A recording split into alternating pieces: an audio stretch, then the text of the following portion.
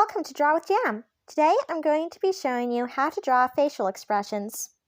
When drawing a facial expression, there are three basic parts of the face that you can use to express the expression. 1, the mouth, 2, the eyes, and 3, the eyebrows. First up, let's talk about the eyebrow. You can draw the eyebrow as a straight line, a curved half circle, or a straight line that turns into a curve. I'm sure you might be able to draw it many other ways too, but those are the only three I can think of right now. You can also have the eyebrows touching the eye, going on top of the eye, or a little bit above the eye. The eyebrows absolutely don't need to mirror each other exactly. Though for some expressions, it's good to have them mirror each other. Meanwhile, for other expressions, it's good to have the eyebrows doing slightly different things. Okay, then next up is the eyes. You can do the same kinds of lines you did with the eyebrows, but underneath the eyes to convey other emotions, though I wouldn't suggest putting the lines further away from the eyes, as that can look a little weird, like they have wrinkles and stuff, though if they're older, that might be a good idea. Putting sparkles in the eyes can also help convey different kinds of emotions, depending on how the sparkles look.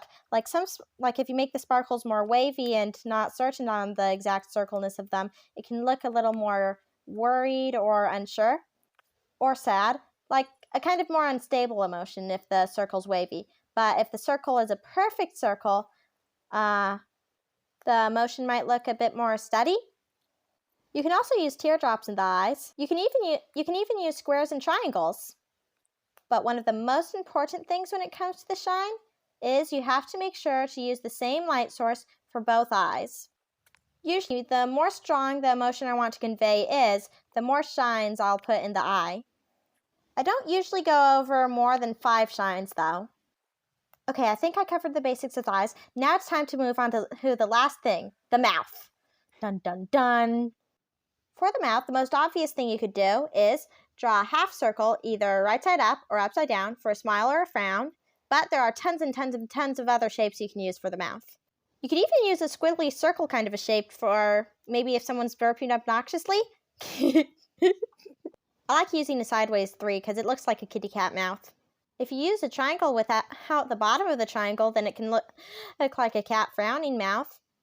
A neutral smile will be pointing at both eyes, though you can have a smile that's just pointing at one eye and then it's kind of a smirk smile. You can also have a smile that's pointing at both mouths, but it's pointing at one mouth more than the other mouth. Oh, you can also stick the tongue out of the mouth. That's something you can do too. Usually when I'm trying to figure out what exact expression I want to put on a character, in the corner of the page, I'll just kind of draw a bunch of different super basic faces with different facial expressions to see which expression I like the most, like these facial expressions I'm drawing here. This has been me giving an overly energetic tutorial on how to draw facial expressions. I hope you had an amazing Easter and hallelujah, Jesus Christ is risen.